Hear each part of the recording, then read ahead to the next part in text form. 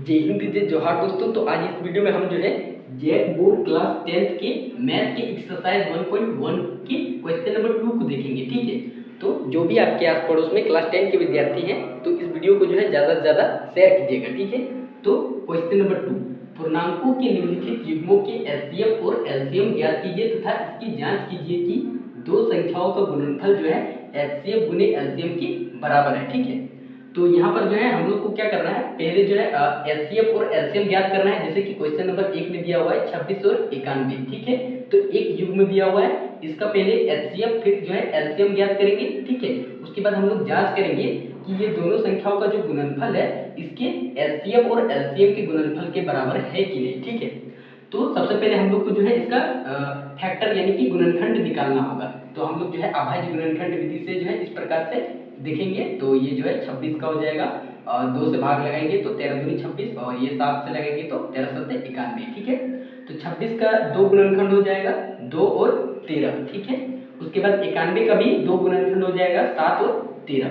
अब इसके बाद हम लोग को चूंकि निकालना है एलसीएम। ठीक है, पहले एलसीएम उसके बाद एलसीएम। तो एलसीएम के लिए हम लोग को देखना होगा कि सार और गुणनखंड क्या है। ठीक है, सार और गुणनखंड यानी कि कॉमन फैक्टर क्या क्या है।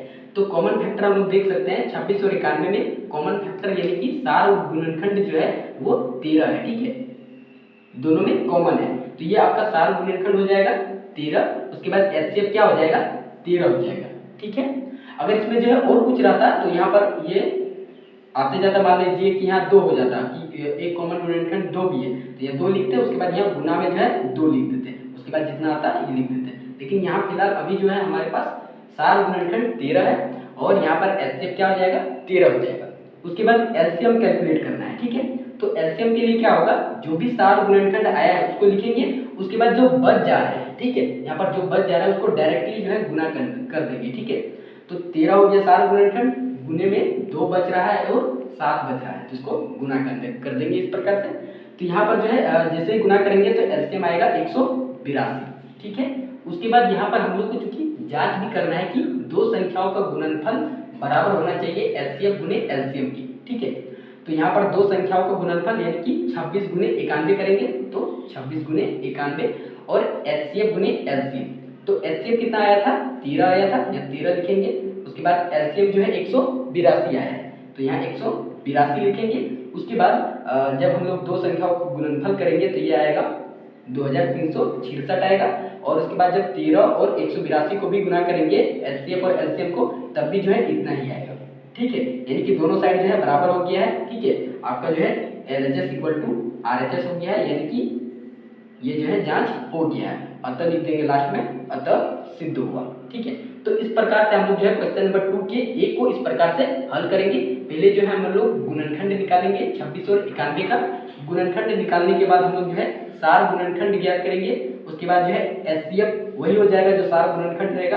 फिर एलसीएम में क्या करेंगे, सार गुणनखंड को लेंगे और जो गुणनखंड बच जाएगा उसको जो है डायरेक्टली गुना कर देंगे, तो हमको जो है एलसीएम मिल जाएगा। उसके बाद जांच करते टाइम जो है दोनों को गुना करेंगे, दो संख्याओं का गुणनफल यानी 26 गुने 91 इक्वल टू एचसीएफ गुने एलसीएम। तो एचसीएफ कितना था 13 और एलसीएम 182, गुना करेंगे दोनों साइड बराबर हो जाएगा, अतः सिद्ध हुआ। ठीक है, और अगर यदि बराबर नहीं होगा यानी कि आप जो है गलत बनाए। ठीक है, अगर जो है ये जांच करते टाइम अगर ये दोनों साइड बराबर नहीं होता है, दो संख्याओं को गुणनफल इक्वल टू एचसीएफ गुने एलसीएम, तो मतलब कि आप गलत बनाए। ठीक है, ये बराबर होना चाहिए। ठीक है, और लास्ट में अतः सिद्ध हुआ, तो इस टाइप से कैलकुलेट करेंगे।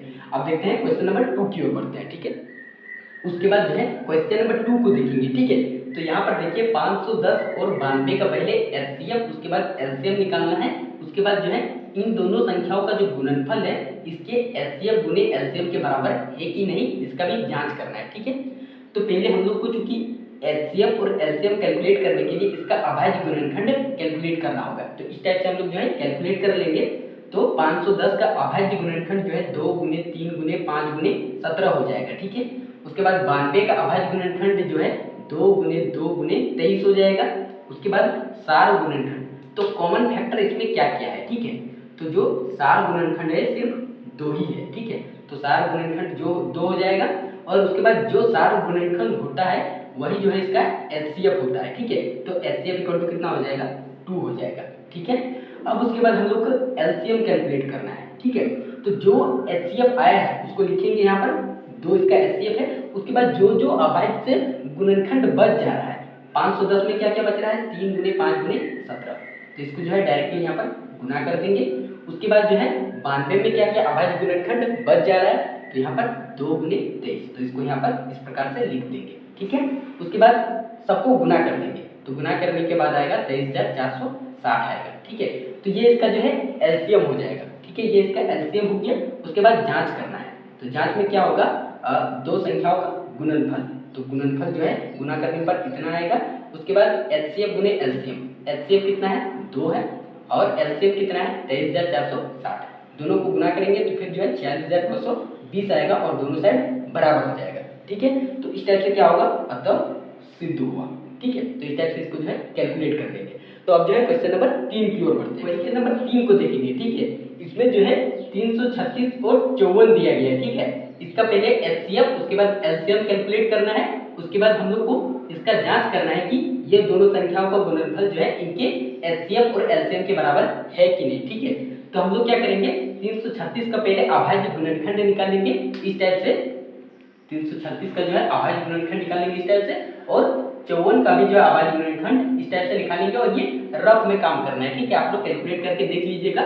जब 336 का अभाज्य गुणनखंड निकालेंगे तो हम लोग को जो है 2 गुने 2 गुने 2 गुने 2 गुने 3 गुने 7 प्राप्त होगा, ठीक है। उसके बाद फिर हम लोग जो है जब 54 का अभाज्य गुणनखंड निकालेंगे तो हम लोग को 2 गुने 3 गुने 3 गुने 3 प्राप्त होगा, ठीक है। अब चूंकि हम लोग को निकालना है पहले एचसीएफ, ठीक है। तो एचसीएफ के लिए क्या हम बताए थे कि सार गुणनखंड, ठीक है, यानी कि कॉमन फैक्टर यानी कॉमन गुणनखंड कौन कौन है, ठीक है। तो देखिए इसमें 2 है और इसमें भी एक 2 है, तो एक ये कॉमन हो गया। उसके बाद देखिए इसमें 3 है और यहाँ पर भी देखिए एक 3 है। उसके बाद बाकी और कोई चीज कॉमन नहीं दिख रहा है, ठीक है। यहाँ पर और एक्स्ट्रा 2 है लेकिन यहाँ और एक्स्ट्रा 2 नहीं है, ठीक है। लेकिन और उसके बाद इसमें 7 है तो इसमें 7 नहीं है, इसमें 3 है लेकिन इसमें एक्स्ट्रा 3 और नहीं है, ठीक है। तब जो सार गुणनखंड है वो हो जाएगा 2 गुने 3, ठीक है। तो ये हो जाएगा 6, तो एचसीएफ बराबर कितना हो जाएगा 6। अब उसके बाद हमको निकालना है एलसीएम, ठीक है। तो एलसीएम के लिए हम लोग क्या करेंगे, जो भी एलसीएम निकला है उसको डायरेक्टली यहाँ पर लिखेंगे। उसके बाद जो जो बच जा रहा है उसको डायरेक्टली यहाँ पर इस टाइप से गुना कर देंगे, ठीक है। क्या क्या बच रहा है, तो इसमें देखिए 2 2 2, ठीक है, यानी 3 ठो 2 है, 3 ठो 2 हो गया, एक 7 बच रहा है, एक 7। उसके बाद देखिए यहाँ पर 2 ठो 3 बच रहा है, 2 ठो 3, सबको गुना करेंगे तो जो है 3024 आएगा एलसीएम, ठीक है, 3024 एलसीएम आएगा। उसके बाद जांच करेंगे, तो जांच में दोनों संख्याओं का गुणनफल 336 गुने 54, ठीक है। उसके बाद एचसीएफ गुने एलसीएम, तो एचसीएफ कितना था 6, एलसीएम जो है यहाँ पर 3024, दोनों को गुना करेंगे तो 18,144 आएगा और दोनों संख्याओं का गुणनफल भी जो है 18,144 आएगा, यानी दोनों बराबर हो गया। यानी कि हम लोग जो है सही कैलकुलेट किए हैं एचसीएफ और एलसीएम को, यानी कि क्या हो जाएगा, अतः सिद्ध हुआ, ठीक है। तो इस टाइप से जो है आप लोग को कैलकुलेट कर देना है। और वीडियो अच्छा लगा तो क्लास 10 के जितने भी स्टूडेंट हैं तो सबको शेयर कीजिएगा, ठीक है। तो मिलते हैं नेक्स्ट वीडियो में, तब तक के लिए जय हिंद, जय जोहार, जय झारखंड।